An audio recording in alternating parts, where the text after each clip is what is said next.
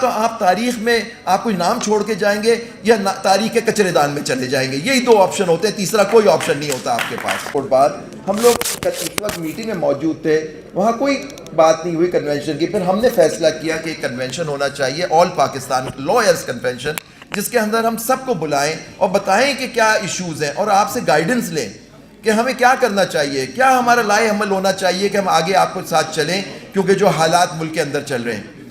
تو آج مجھے افسوس ہے کہ میں نے پاکستان بار کے جتنے ممبران تھے سب کو فردن میں نے کال کی کہ وہ یہاں آ جائیں. انہوں نے مجھ سے کہا وہ آئیں گے. میں نے کہا آپ آئیے, لیڈ کریں, کیونکہ اس وقت اتفاق و اتحاد کی ضرورت ہے. آپ دیکھیں, ہو سکتا ہے میرے آپ کے پولیٹیکل ڈفرینسز ہوں, ہو سکتا ہے ہمارے گروپس الگ ہوں, لیکن ہمارا ایجنڈا ایک ہے. ہم لوگ کس پہ کھڑے ہوئے ہیں؟ یہی میرا آپ سے وعدہ تھا ہمارے جتنے لوگ یہاں موجود تھے کہ ہم آئین و قانون کے ساتھ کھڑے ہوں گے. انشاءاللہ ہمارا ٹینیور اب ختم ہو رہا ہے, لیکن ہم اللہ کے سامنے انشاءاللہ اور آپ کے سامنے سرخرو ہوں گے کہ ہم نے صرف اور صرف آئین و قانون کی بات کی اور کسی چیز کی بات نہیں کی. اس لیے میں نے ان سے درخواست کی, وہ ہمارے لیڈر ہیں, پاکستان بار ہائیسٹ اسٹیچوری باڈی ہے, میں خود بھی اس کا ممبر ہوں. یہ طاہر صاحب, چودھری اشتیاق صاحب, چوہان صاحب, ہم لوگ ممبر ہیں اس کے. ہم اب یہ آج دن نہیں تھا کہ آج اتحاد دکھاتے. جو ہم یہ ریزولوشن آج پاس کرنے جا رہے ہیں آپ کی اجازت سے, اس میں آپ ہمارے ساتھ شامل ہوتے.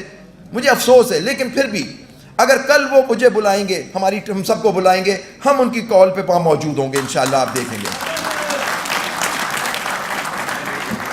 دیکھیے, جب آپ الیکٹ ہو جاتے ہیں, آپ ماشاءاللہ یہاں سارے صدر ہیں, ہمارے چکوال بار کے صدر بھی بیٹھے ہوئے, میں ان کا بہت ممنون ہوں کہ وہ یہاں آئے.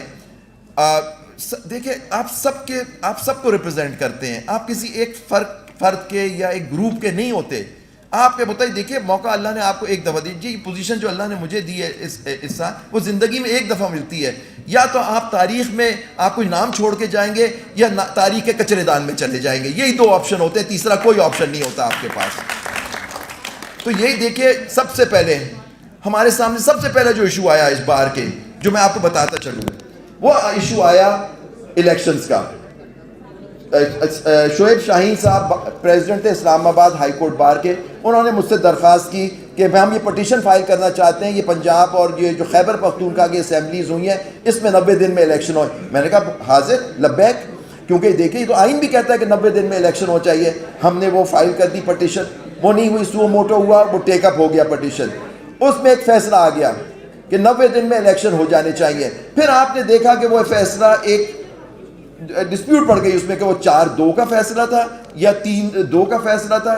اس میں سارے ایشوز میں ہم الجھ گئے. لوگوں نے کہا کہ نہیں, یہ تو میجورٹی فیصلہ نہیں تھا.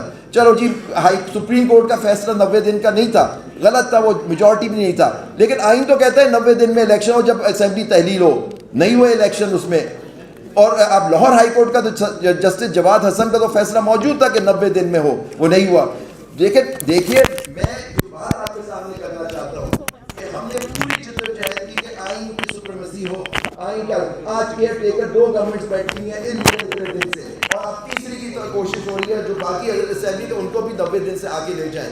لیکن دیکھیے الیکشن جو ہے, مجھے افسوس, دیکھیں وہ تو سیاست دان ہے, لوگوں نے کہا اسٹیبلشمنٹ کی وہ بات ہے. آپ دیکھیے اسٹیبلشمنٹ کتنی مضبوط ہے اس ملک میں, وہ سمجھتے ہیں کتنے مضبوط ہے کہ اے ڈی جے کا فیصلہ, ایک اے ڈی جے کا فیصلہ اس کے لکھنے سے پہلے عمل درآمد ہو جاتا ہے, اور سپریم کورٹ کا فیصلہ اتنے عرصے کے بعد بھی عمل درآمد نہیں ہوتا کہ 14 مئی کے ہو جائے. یہ ہے سپریم کورٹ. یہ آپ رول آف لا کی ہم لوگ یہاں کر رہے ہیں, protect, defend, preserve the rule of law, human rights.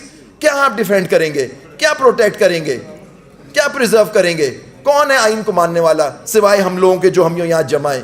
لیکن ہم اس سے دیکھیں بڑی نا امیدی پھیلی ہوئی ہے. خدا کی قسم آپ کو بتاتا ہوں یہ بات, میں جہاں جاتا ہوں لوگ مجھ سے پوچھتے ہیں. میں بھاولپور گیا اس دن, مجھ سے لوگ, میں ریسٹورینٹ میں ہماری میٹنگ ہو رہی تھی کمیٹی کی, مختلف لوگ میرے پاس آئے, کہنے لگے صاحب کیا ہو رہا ہے ملک میں, کیا ہوگا, یا آئین اور قانون کی بالادستی ہوگی یا نہیں؟ ہر جگہ جاتے ہیں ہم سے یہ پوچھا جاتا ہے. ایک نا امیدی ہے. میں ان سے کہتا ہوں نہیں, انشاءاللہ اس ملک میں اللہ نے بہت لوگوں کا خون شامل ہے, بہت شہیدوں کا خون شامل ہے اس ملک کے اندر. انشاءاللہ اللہ نے اس ملک کو بنایا.